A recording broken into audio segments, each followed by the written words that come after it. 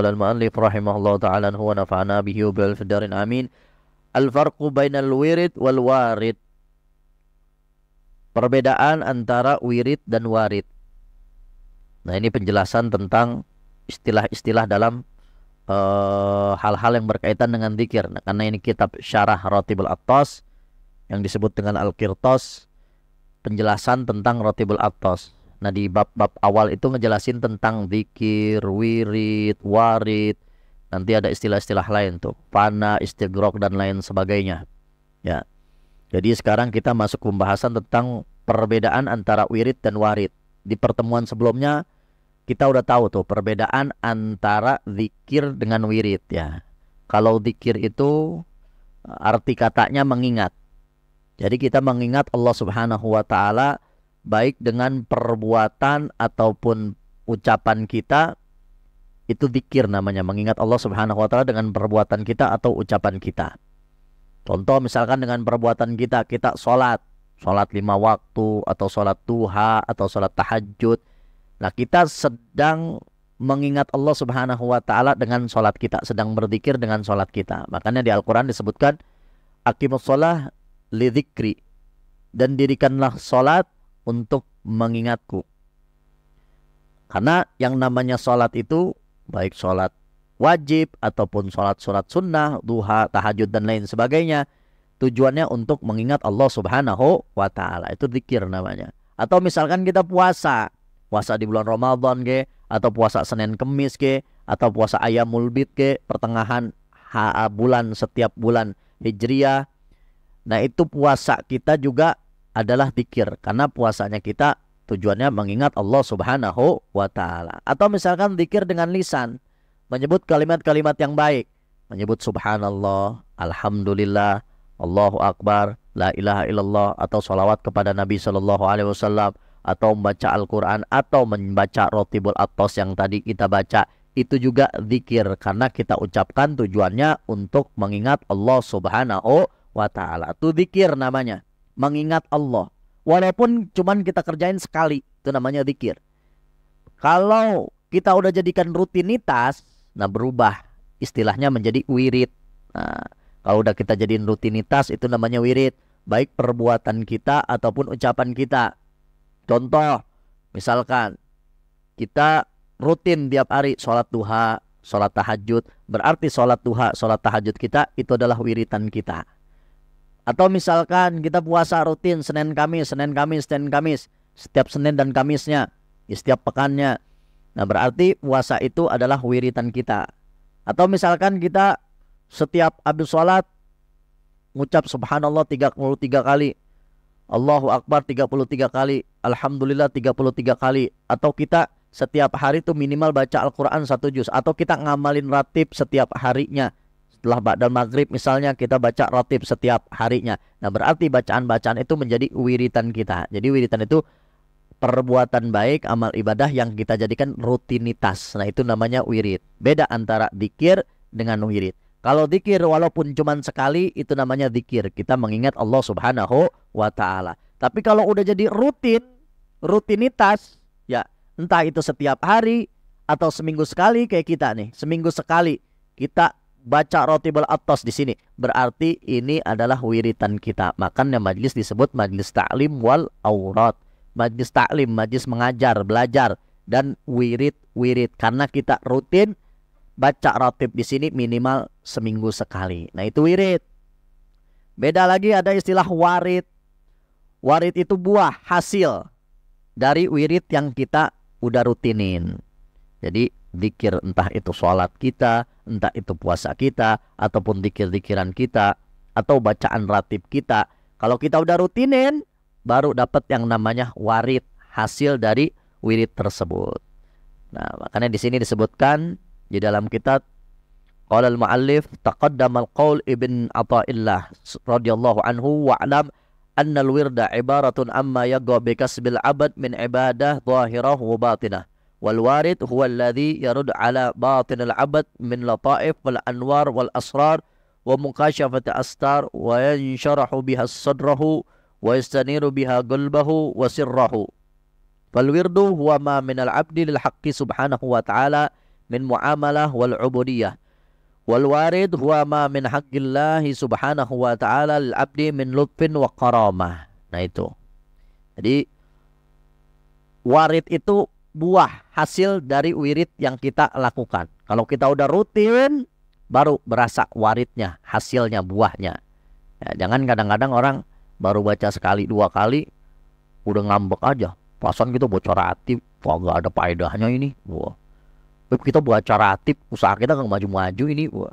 Beb, kita baca ratib, Beb, ini pekerjaan kita kagak maju-maju. Begitu baca ratib, sakit juga sembuh-sembuh ini. Ente emang rutin apa kagak? Kagak pernah, tapi anak baca ratib pernah doang ya.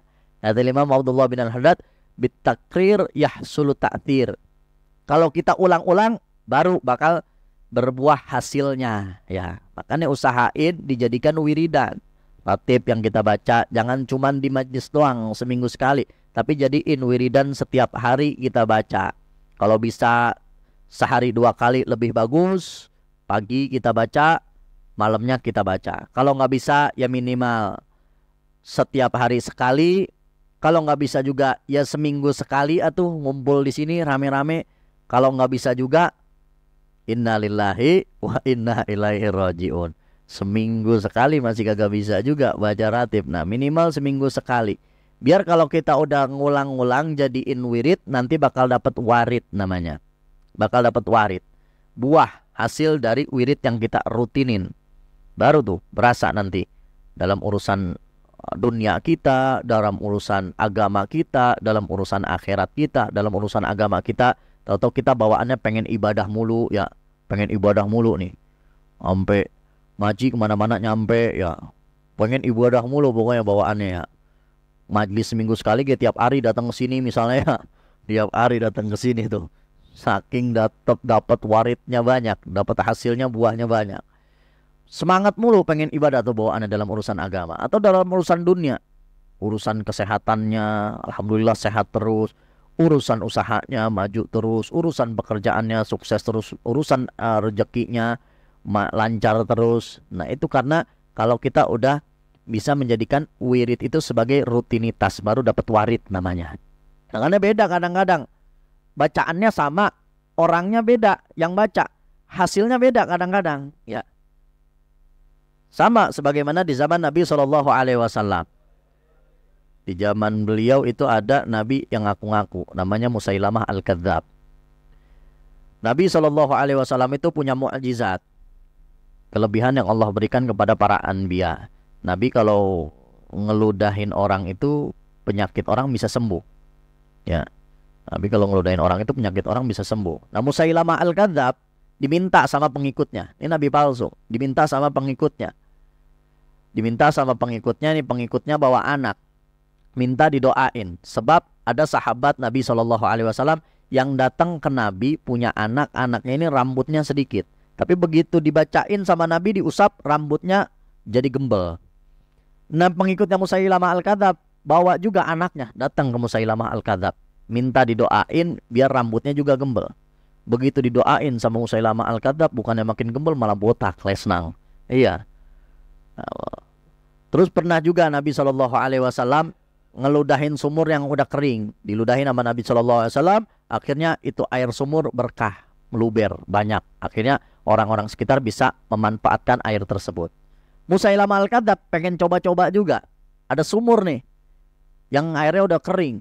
Begitu diludahin sama Musailamah Al-Kadzab, semakin kering itu sumur. Akhirnya orang-orang sekitar makin keausan, makin kesusahan dapat air. Kalau kita udah jadiin rutinitas, wiritan kita, dzikiran kita, amal soleh kita, insya Allah bakal dapat balasan dari Allah Subhanahu wa Ta'ala.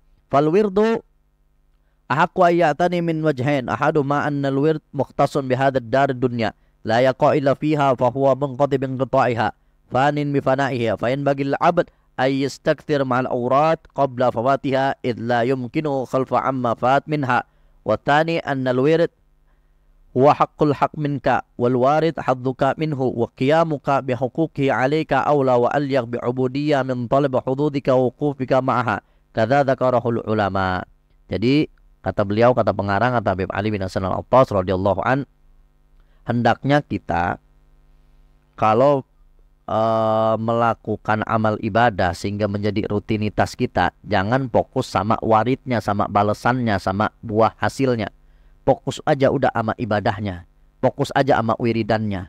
Kita fokus aja buat mendidik diri kita biar terbiasa melakukan kebaikan-kebaikan. Jangan fokus, oh ini kok belum dapat balasannya, belum dapat hasilnya, belum dapat buahnya. Jangan. Kita latih diri kita dulu biar bisa rutin. Jadi latih fisik dulu. Kayak ngaji nih, kita ngaji. Bib, kita ngaji kayaknya belum ada perubahan apa-apa ini.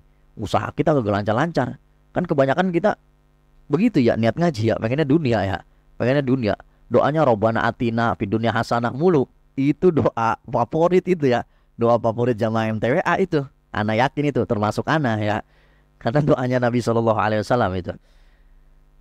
Nah, kalau kita pengen bisa istiqomah sehingga ibadah kita itu jadi rutinitas, contoh hadir ke majlis, kita pengen istiqomah tiap minggu bisa hadir, kita latih fisik kita dulu aja. Latih fisik. Walaupun belum ada perubahan, Bib, kayaknya kita nggak ada perubahan ini. Ngaji mah ngaji, begini-gini baik, Bib.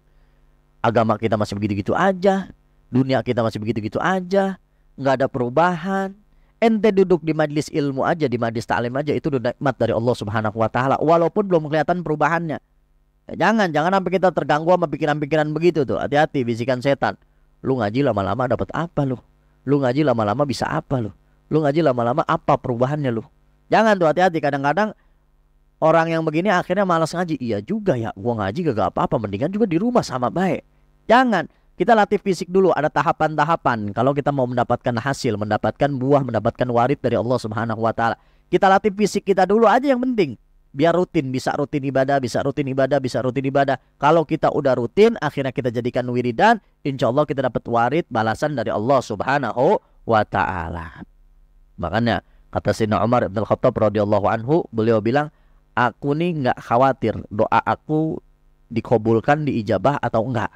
Tapi yang aku khawatirkan, akhirnya Allah Subhanahu wa Ta'ala nggak ngasih taufik dan hidayah kepada aku untuk berdoa. Jadi fokus aja. Ente udah bisa doa, ente udah bisa zikir, ente udah bisa ibadah, itu udah nikmat dari Allah Subhanahu wa Ta'ala. Mau dibalas atau enggak sama Allah Subhanahu wa Ta'ala, itu urusan Allah Subhanahu wa Ta'ala. Tapi Allah Subhanahu wa Ta'ala nggak bakal mendolimi terhadap hambanya. Innallaha la yukhliful mi'ad. Apa yang kita lakukan pasti bakal dibalas oleh Allah Subhanahu wa Ta'ala. Wa may ya'mal mithqala dzarratin khairan yarah, wa may ya'mal mithqala dzarratin syarran yarah. Apapun yang kita lakukan, kebaikan sekecil apapun, keburukan sekecil apapun, pasti bakal dibalas oleh Allah Subhanahu wa Ta'ala. Yang harus kita fokusin adalah bagaimana caranya kita bisa rutin melakukan kebaikan-kebaikan yang kita lakukan. Mudah-mudahan Allah Subhanahu wa Ta'ala berikan taufik dan hidayah kepada kita semua, sehingga kita bisa istiqamah beribadah hingga kita mati dalam keadaan husnul khatimah. Amin ya rabbal alamin.